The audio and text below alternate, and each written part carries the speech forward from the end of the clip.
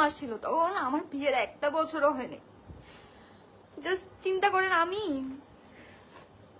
ভাবছি যে নেওয়াজ রাগ করে আছে, এরকম তো অনেক হয়েছে যে আমাদের কথা হয় না, ঠিক হয়ে যাবে আর কি।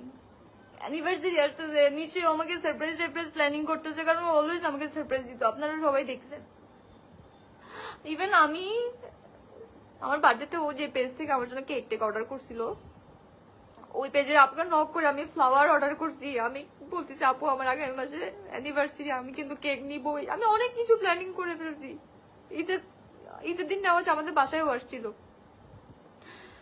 এসে ও আমার সাথে পিকচারও তুলছে, পিকচার টিকচার তুলছে, ওর বন্ধুদেরকে নিয়ে এসে নাস্তা পানি খেয়ে আমি ওকে সালাম করছি, ও আমার বাবাকে সালাম করছে। তারপরে হচ্ছে ও চলে গেছে, ও আমার আমার একটা ফ্রেন্ডের ফোনে পিকচার তুলো, ওর ফ্রেন্ডের সরি ওর ফ্রেন্ড যাদেরকে নিয়ে আসছে ওখান থেকে ওদের ফ্রেন্ডরা বলতেছিল ভাবি একসাথে দাঁড়ান তিনজন, আপনাদের তিনজনের একটা ছবি তুলি। ছবি তুলছে, বাসার নিচে নামতেই ও হচ্ছে ছবিগুলো ডিলিট করে দিছে, যেটা আমি খবর পাইছি যে নেওয়াজ ছবিগুলো ডিলিট করে দিছে। আচ্ছা ঠিক আছে, আমি বুঝতে পারছি কেন ডিলিট করতেছে, কারণ জানি যে আমি ছবিগুলো হাতে পাইলে আমি স্টোরি দিয়ে দিব, আর আমি যদি স্টোরি দিয়ে দিই ও তো একটা রিলেশনশিপের মধ্যে অলরেডি আছে, ওটাতে প্রবলেম ক্রিয়েট হয়ে যাবে। সো গেল, যখন আমি কোনো দিক থেকে আর কিছু পাচ্ছি না, আমি বলতেছি যে যেহেতু কোনোভাবে সমাধান হচ্ছে না, আর যৌতুক নিয়ে ওরা অনেক বেশি প্রেশার ক্রিয়েট করতেছে, টাকা পয়সা নিয়ে অনেক বেশি প্রেশার ক্রিয়েট করতেছে, আমি মামলা করব। আমি আর কোনো কিছু পারতেছি না, কারণ আমার দেওয়ালে পিঠ থেকে গেছে। আমি কোনোভাবে আমার কোনো কিছুর বিচার আমি পাচ্ছি না, যে আমি এত কিছু ফেস করতেছি, একটা মানুষ 9টা মাস ধরে আমি প্রেগনেন্ট, আমি কত কিছু ফেস করছি, কিছুই জানে না আপনারা। খালি দেখতেন যে তিথি আপু মেডিকেলে কেন, আমার কত ধরনের সমস্যা হয়েছে আপনাদেরকে বুঝাইতে পারবো না। আমি প্রতি বেলা 12টা 13টা করে মেডিসিন খাইতাম, আমার এত সমস্যা ছিল, কতগুলা ইনজেকশন দেওয়া লাগছে আমার। আর সেই মানুষটা বলে কি, মানে আমি বাচ্চাটাকে বেঁচে রাখার জন্য আমার মধ্যে আমি কত কিছুই না করছি। মানুষকে বলে কি আমি নাকি বাচ্চা মেরে ফেলতে চাইছিলাম না কি যেন মানুষকে ছড়াইছে।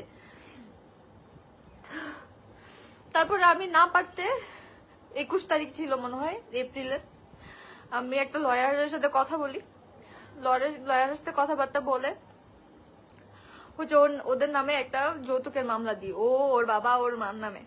এই যে পেপারস, ফার্স্টে এটা হচ্ছে মামলা রিকোয়েস্টের পেপারস, তারপরে হচ্ছে যে এটা হচ্ছে মেইন মামলার কপি। বেশি কিছু দেখাবার জাস্ট এখানে আমার সাইন আছে আর আমার অ্যাডভোকেটের ডিটেলস আছে। তো আমি হচ্ছে মামলাটা, আমি কিন্তু জানি না ও যে আমাকে ডিভোর্স দিছে, আমি আজকে জানছি যে ও আমাকে ডিভোর্স দিছে। তো মামলা দিছি, ও আমার থেকে যেরকম টাকা পয়সা দাবি করতেছিল, আমাকে টর্চার করতেছিল, আমাকে ফিজিক্যালি মেন্টালি অ্যাবিউজ করতেছিল, সবকিছু আমি বলছি। দেন হচ্ছে যে ওর নামে এই মামলাটা করে আসছি। তার মধ্যে দেখতেছি যে এইদিকে ও অনেক ভালো আছে, হ্যাঁ। তো আমি এইসব কিছু যে করতেছি এগুলো কাউকে আমি জানাই নাই, কেউ জানে না, কাউকে বলি নাই, কারণ আমি তো তখনও জানি না যে আমার ওর সাথে আর সংসারই হবে না। যদি জানতাম তাহলে তো আমি 100টা মামলা দিতাম, যদি আমার পক্ষে সম্ভব হইতো। কারণ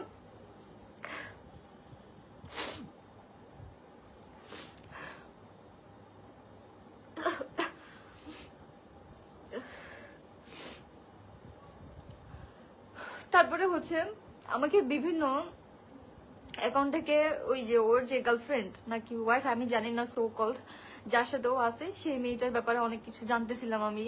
নাম হচ্ছে সুহি ইকবাল, হ্যাঁ। সো নেওয়াজ আহমেদের সাথে ম্যাচ করে সুহি আহমেদ নাকি কি করছে, তারপরে আগে 3টা বিয়ে করছে, তারপরে হচ্ছে যে আরো অনেক কিছু, মেয়েটার অ্যাড্রেস পর্যন্ত বাপের নাম পর্যন্ত আমার কাছে আছে, সবকিছু আছে।